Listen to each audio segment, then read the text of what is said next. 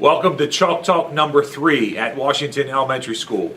We thank you for watching this short show here today to help inform you on some mid-year topics that we can work together on.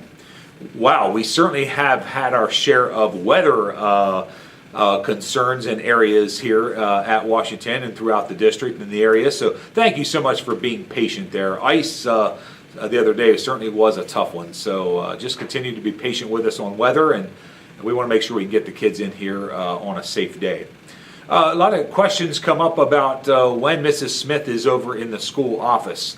A lot of people call and she's not there yet. Her day starts at 8:05 and runs through 4 o'clock. So if you call at 7:30, you'll probably just get her voicemail, and you can certainly leave a message if you like, letting us know if a student is absent or whatever. But 8:05 is when she starts her day.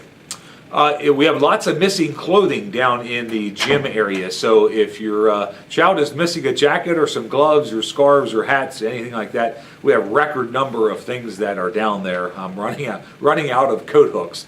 So remind your child to kind of pack everything together when they come into school. Put the gloves, put the hats inside the jacket so they stay there, and we should be in good shape. The same thing with lunch boxes. We have a lot of lunch boxes down there. Make sure your names are on the lunch boxes, and that way we can get them back. But right now we've got about 9 of them down there with no names. I don't know who they go to. If they do forget their lunch box, it's not a bad idea to have them participate in our lunch program. I'm a big believer in that. It's what my father did with me, and it didn't hurt me any. I think if they miss their own lunch from home, maybe they missed it, or maybe they forgot to bring it, whatever. But you can go through certainly they can. We will charge one lunch or two onto their account, and you can just pay that back at a later time. Speaking of paying money, we have record amounts of money owed to the district from the lunch count and the Chromebooks. So we are up to about $11,000 in the entire district. So please pay that money. I'm going to be making some phone calls in the next couple of days just to remind people of the amount that they owe. Please get yourself caught up on that through a payment plan if you need, or if you need help paying that, let me know. We'll work something out. The nurses will continue to call for injuries. So if you receive a phone call from the nurse, that's kind of one of those questionable types of things. We'd rather err on the side of caution, make sure you're aware of it, and that you know that something happened, they slipped and fell, or something hurt their head or their arm and whatever. But we'd rather err on the side of caution and make sure you know about that injury.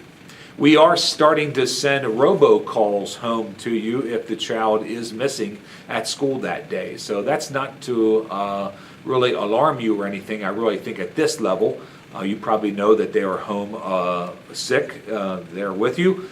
Maybe the middle or high school, that might not be the case.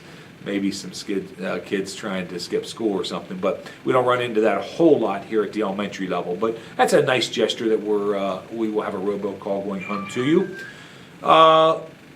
When to call the school office and when not to call the school office. If we can help me out a little bit, between 8:45 and 9:30, that's when we're just getting into school. The kids are bringing the notes down to the office, and Mrs. Smith, Miss Lori over there, she is tremendously busy that first half hour or 45 minutes that we enter school. So hold off on calling then. If you can, call before school or maybe after 9:30.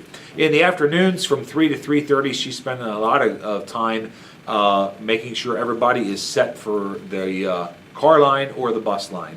And that's very important. So if you're going to call before 3 o'clock, but try and leave that 3 to 3:30 window open.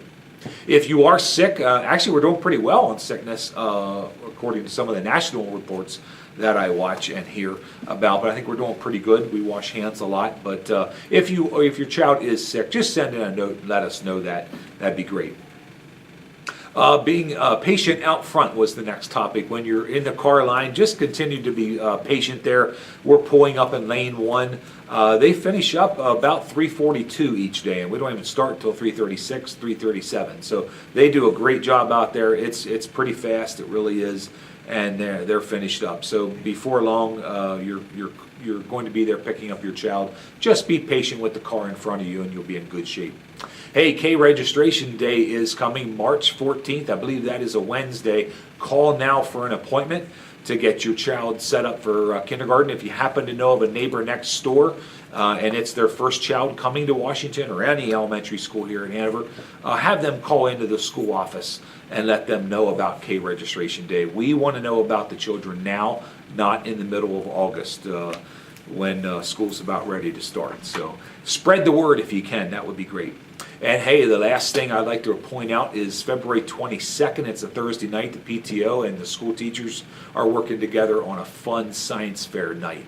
Help bring some of those STEAM activities. Its focus is on the human body this year. So we'll have all kinds of neat things to learn about the human body and the muscle system and the blood systems and all that and how everything works there. So it should be a lot of fun. It's a great opportunity for Washington people to get together and have a little bit of fun. That'll be Thursday, February 22nd. Be part of that science fair, and you can get science fair information over in the school office, okay? Thanks for tuning in to Chalk Talk number 3. I do appreciate it. 5 minutes and 55 seconds. That's perfect. Thank you for your time.